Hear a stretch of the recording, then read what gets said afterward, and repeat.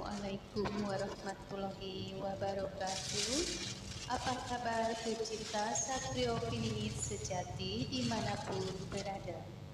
Semoga selalu ada dalam lindungan Allah Subhanahu wa Ta'ala. Pada kesempatan kali ini, saya akan membahas tentang pengalaman spiritual Gus Har Legend atau Satrio Piningit Sejati yang berjudul Pengalaman Spiritual Satrio Piningit Sejati Mendapatkan Cahaya Sapu Lidi Kuning Emas di dadanya.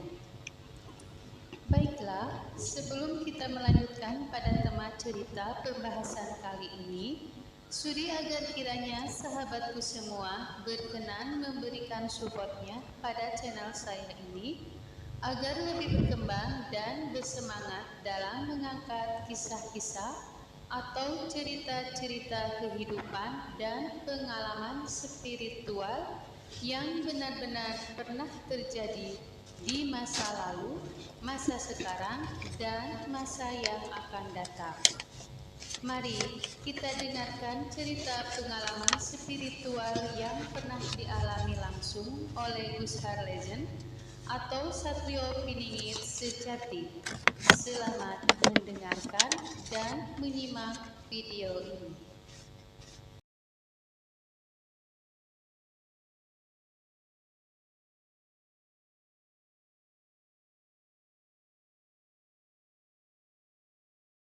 Assalamualaikum warahmatullahi wabarakatuh.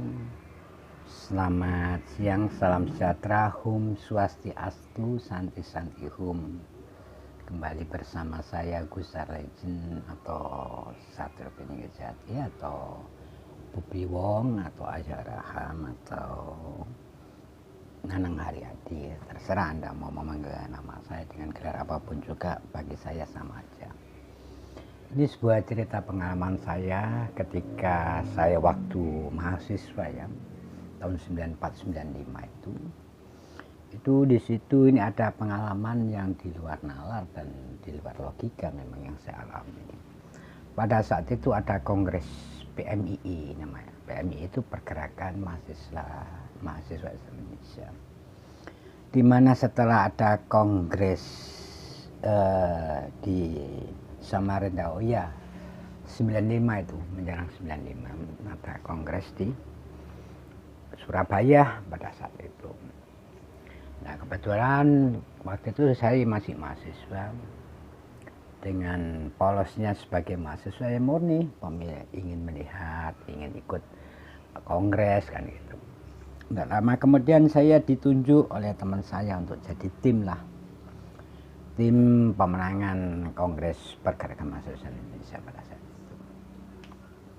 Akhirnya berangkat saya naik kereta bersama Marwan, bersama teman-teman ke Surabaya.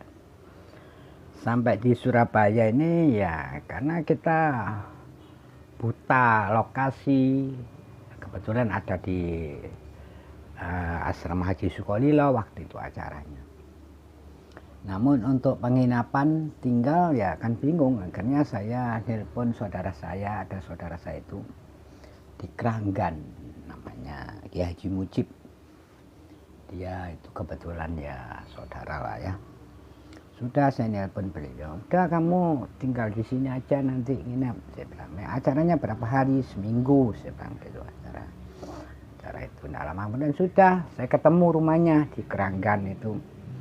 Setelah sampai di sana saya disiapin kamar di atas. Kamar zaman dulu memang rumahnya ada zaman dulu, zaman pokoknya zaman Belanda lah, rumah seperti rumah bangunan kuno, rumah Belanda. Nah lama kemudian saya dipinjemin mobil juga sama Kiai. Kalau mau pakai mobil silakan pakai gitu ya. Sudah jalan lah kongres, saya datang ke ruangan kongres di Sukolilo dan sebagainya terus.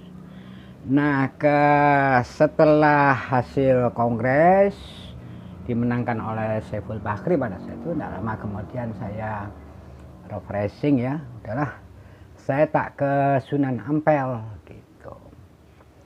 Akhirnya saya ingin wirid di Sunan Ampel, tidak lama kemudian saya betul izin sama orang-orang dan teman-teman saya mau wirid di Sunan Ampel. Saya menghilang 3 hari. Sampai di Sunan Ampel itu di makam saya itu wirid. Wiridnya wirid biasa, amalan saya itu saya baca istighfar, sholawat, terus Al-Fatihah kepada Nabi Muhammad, Al-Fatihah kepada Syaikhul Hadrani, terus baca la ilaha man khalaqa wa la hampir 1000 kali dan sebagainya, juga baca Yasin. Saking asiknya baca, saking fokusnya ya. Saya itu tahu-tahu katanya yang menjaga juru kunci Ampel, mas sampean sudah 3 hari 3 malam di sini. Oh, masa sih, padahal perasaan saya masih sebentar. Nah sudah, 3 hari 3 malam saya akhirnya bangun, saya minum air gentong di Sunan Ampel itu segar sekali. Wong 3 hari 3 malam memang nggak minum, ya nggak minum, nggak makan. Tapi nggak terasa kalau itu sudah 3 hari 3 malam, padahal perasaan saya cuma 1 jam lah. Nggak lama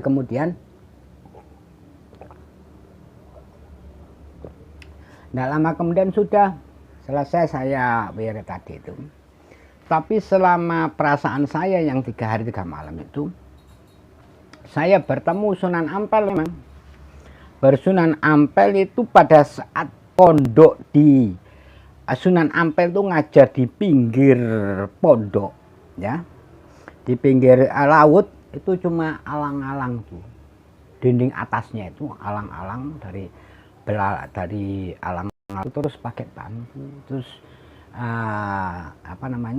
Sunan Ampel itu mengajarkan dari fikih, dari ini saya melihat perasaannya itu. Dan itu orang seperti zaman dulu memang. Jadi saya berasumsi bahwa makam Sunan Ampel dulu itu laut, sebelum lautan itu cuma ada dibangun sebuah seperti gubuk itu dari bambu mungkin. Karena yang sakti itu sebenarnya kan Nyi Ampel Gading. Nyi Ampel Gading itu masih putri dari kerajaan Majapahit, Jayang Branggala lah ya. Itu sakti memang. Nah sudah, setelah itu selama 3 hari itu saya diajak oleh Sunan Ampel, seakan-akan itu di dalam tidak kesadaran saya itu, karena saya fokus ya, saya masuk ke alam itu. Sunan Ampel itu tahu-tahu kumpul saya dengan wali 9, Sunan Ampel, Sunan Bonang, Sunan Muria, Sunan Kalijaga, Sunan Derajat, para sunan lah pokoknya ya.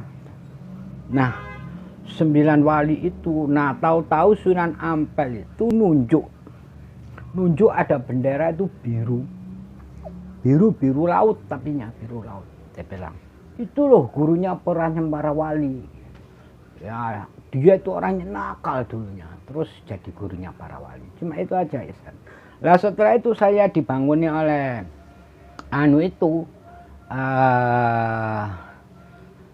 takmir juru kunci Sunan Ampel, mas sampai 3 hari terbangun. Saya balik minum air di gentong itu segar sekali. Terus lama-lama habis itu saya cuci muka, bersih diri, saya mandi, saya pulang saya ke rumahnya saudara saya di Keranggan tadi. Sampai Surabaya di Keranggan saya dengan informasi kongres sudah ditutup, sudah selesai. Saya pulang ke Jakarta. Nah sampai pulang ke Jakarta itu saya sama Rahmatullah di kelas saya. Dia bilang, bang, katanya, iya ada apa Mat? Ayo antar saya ke rumahnya cewek saya bang. Di mana? Di daerah Jatinegara situ di Pisangan. Oke.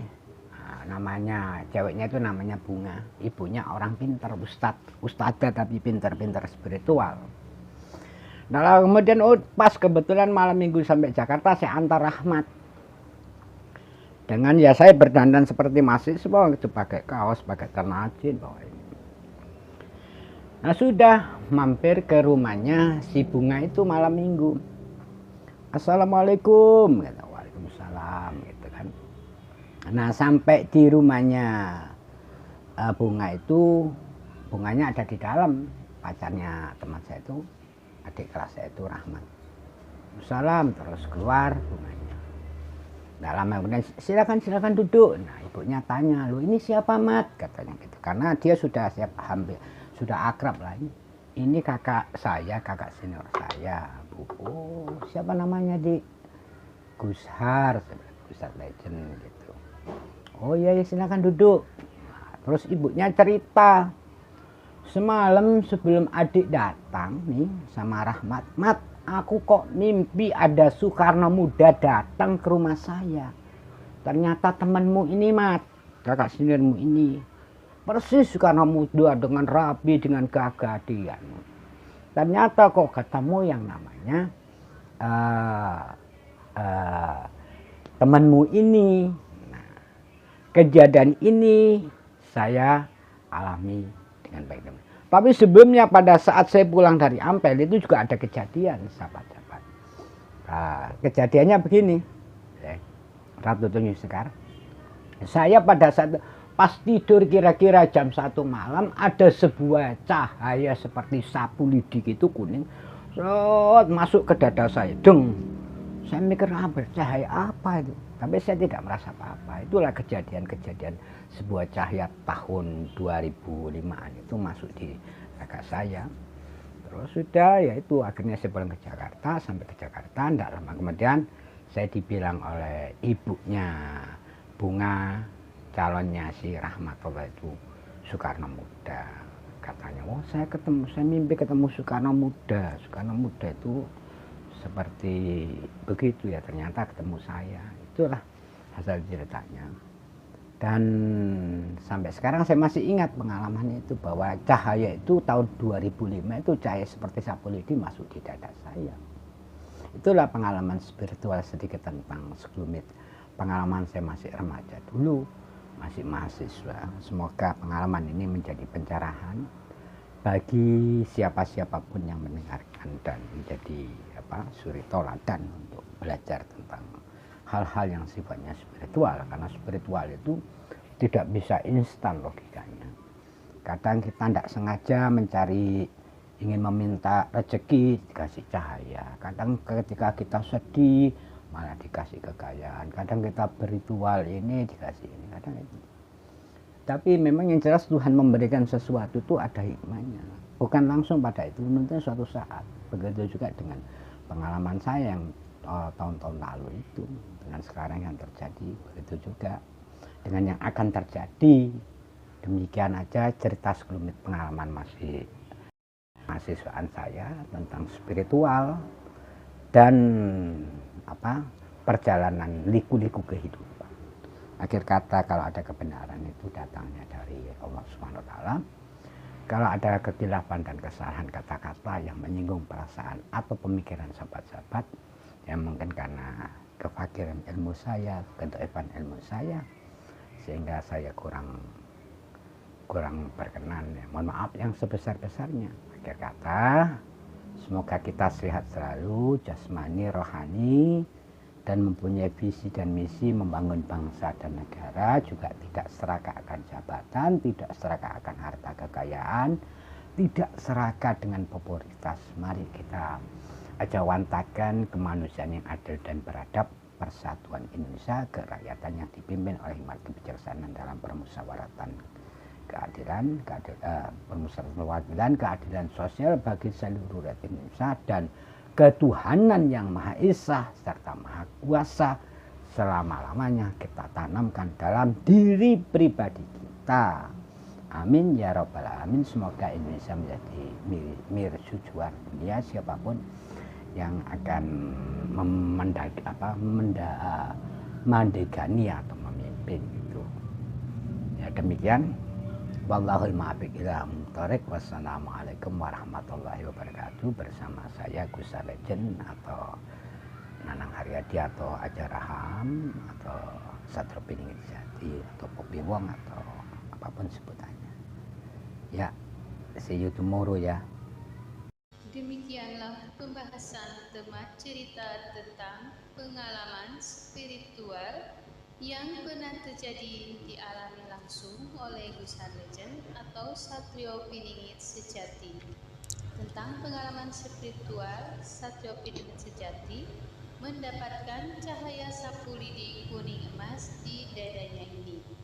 Semoga pembahasan kali ini bisa menjadi pencerahan atau pembelajaran bagi kita semua, dan saya ucapkan terima kasih kepada sahabatku semua yang sudah mampir ke channel YouTube saya dan menyimak video ini. Semoga diberikan kesehatan, kebahagiaan, dan kesuksesan selalu. Amin. Akhir kata, mohon maaf yang sebesar-besarnya apabila ada kebenaran yang itu datang dari Allah Subhanahu wa Ta'ala, dan apabila ada kesalahan atau kekhilafan itu karena kedoifan dan kepakiran ilmu saya. Salam sejahtera.